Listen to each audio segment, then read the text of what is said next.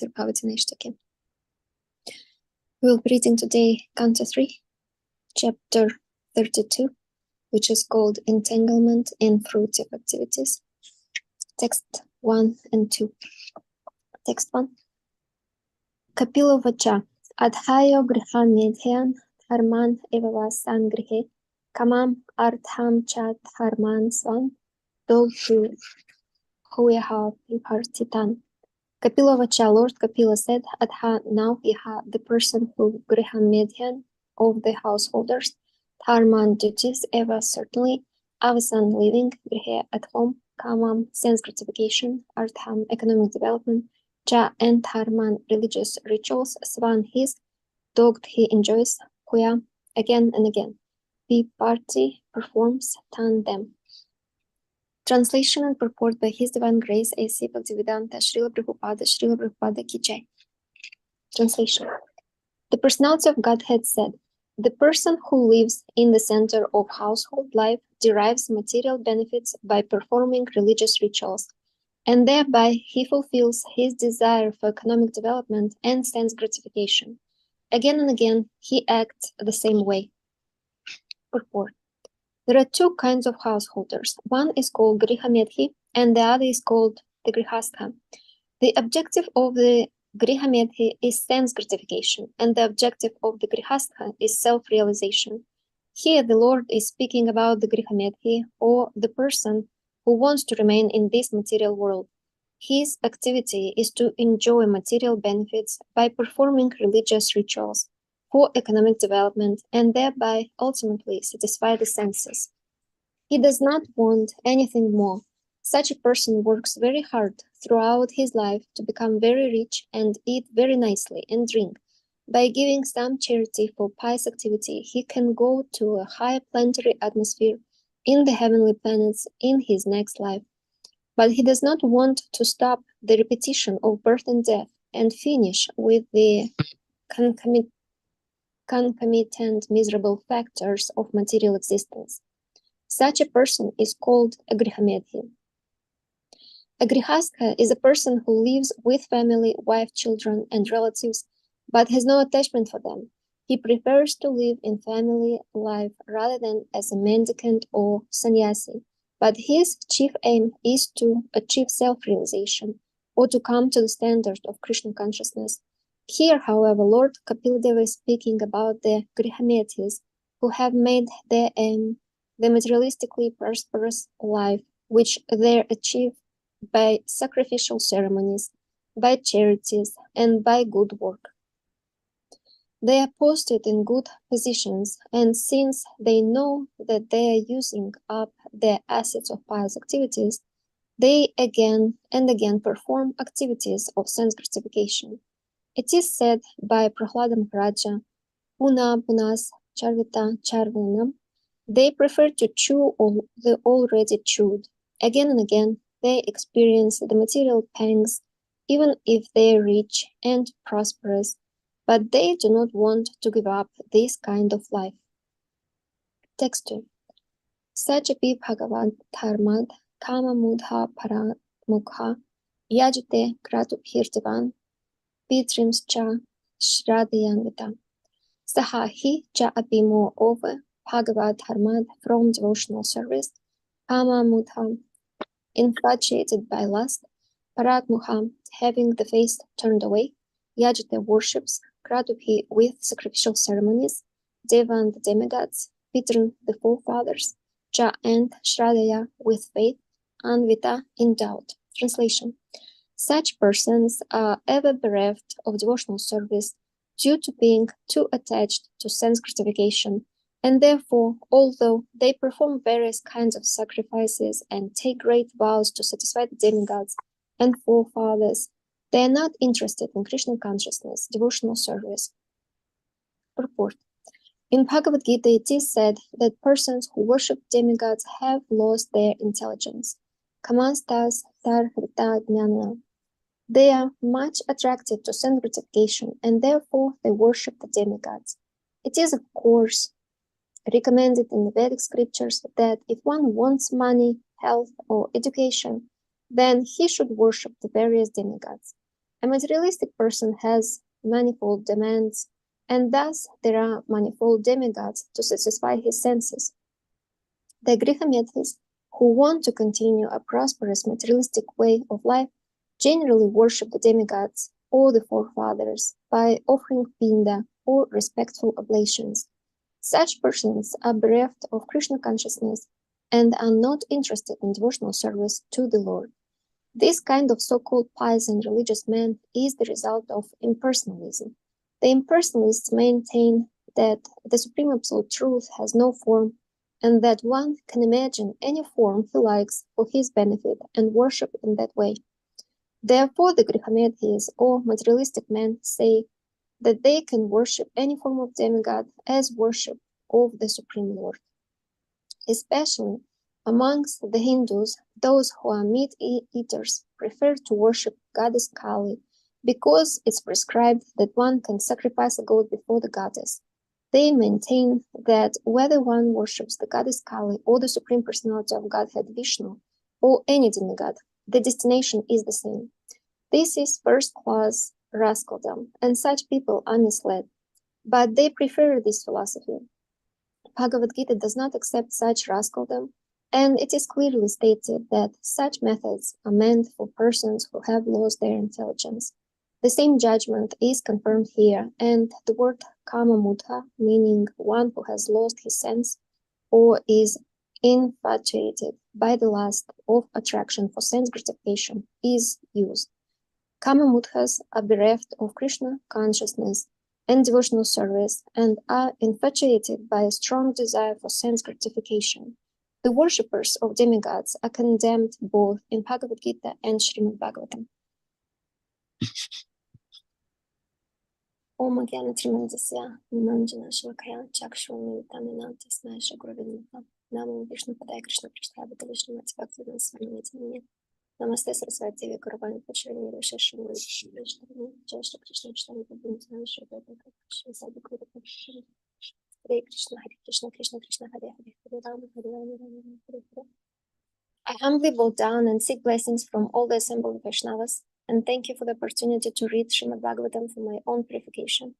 I've selected a few points to summarize from lectures from Parampara. Today we started reading chapter 32, which is called Entanglement and Fruits of Activities. Last chapter we read called The Movement of Living Entities, which is a result of fruits of activities. The mentality of being attached to the fruits of your work falls into category of mine. The misconception of I and mine approach, very natural to everyone with materialistic views. They think what I am, what I do is mine. This is the mentality of fruits of activity. But originally, we all part and parcel of the Supreme Person of the Godhead by the constitutional position, and that's our happiness as living entities.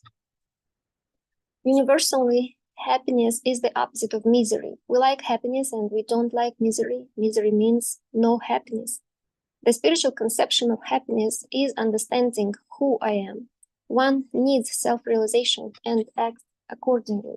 Self-realization is incomplete without God realization. Srimad Bhagavatam teaching the superior dharma, how to connect with the personality of Godhead in devotion. We have read about devotional service, and now we read about what happens if we don't engage in devotional service. The beginning part of this chapter 32 is a little bit of compare and contrast. There are many methods of teachings. One of them is compare and contrast. To explain what something is, one explains what it is and what it is not, inclusive and exclusive. Here we compare fruits of activities and soul entanglement in matter, and there is another way of life when soul is involved in matter without attachment. Because of the attachment to the Supreme, there are two models, and encouragement for us is to take it as a model, take ourselves out of misery, birth after birth. It is repeated multiple times, don't engage in fruits of activities, and a devotee say, I understood the message, but then again is getting entangled, engaged in fruits of activity. Detachment through knowledge is not enough. What's enough? bhakti, the spiritual strength, then you are protected, shielded from material energy. The conditional aspect of material energy doesn't act if one has spiritual strength. We need spiritual strength. We need Balaram. Krishna attracts, Balaram gives the strength. This is our Mahamantra, Hare Krishna, Hare Rama. With spiritual strength is coming the immunity to the disease of material infection. Srila Prabhupada gave an example of a doctor going into the places where a lot of sick people, epidemic place, but he doesn't get the disease. Like devotees are going into Sankirtan to the places where only material contamination is, but they have good time distributing the books. They are protected because they are acting on behalf of Lord Chaitanya Mahaprabhu.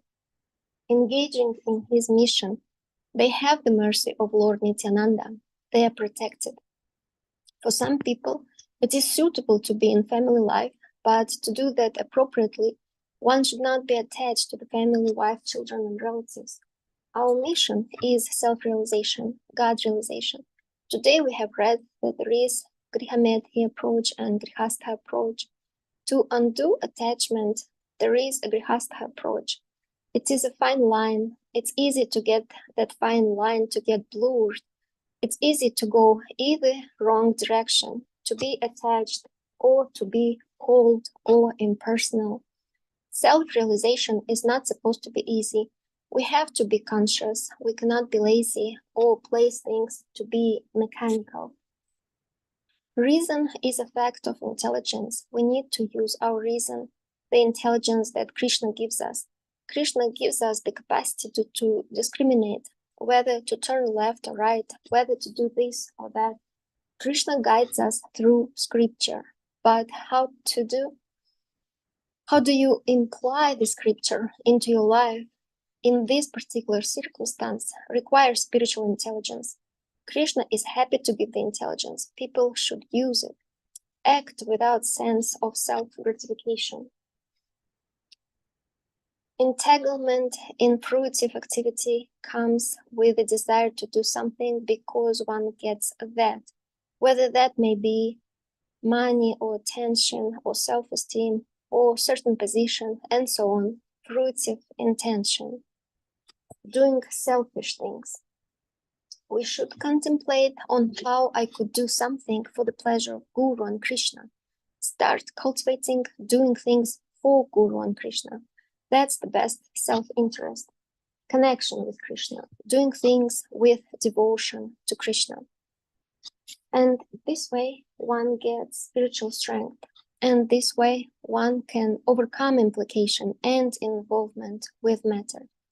In text 1, Srila Prabhupada identifies two householders' lives, Grihastha and Grihamedhi. We read that Grihamedhi derives material benefits from performing material rituals. His objective is sense gratification, satisfy his senses. It's all over the world. People don't want anything else. If one is religious, their sense of religion is in two things, prosperity in this life and elevation to heavenly planets in the next life. For them, the purpose of religion is to live life in mode of goodness, and by doing so, one gets pious merit, which result in prosperity in this life. Enjoy nicely, don't hurt anyone, be nice, and after this life, go to heaven. But he doesn't want to stop the repetition of birth and death and stop miserable conditions of material life. The objective of the Grihastha is self-realization. He has no attachment to family. He tries to come to the standard of Krishna consciousness.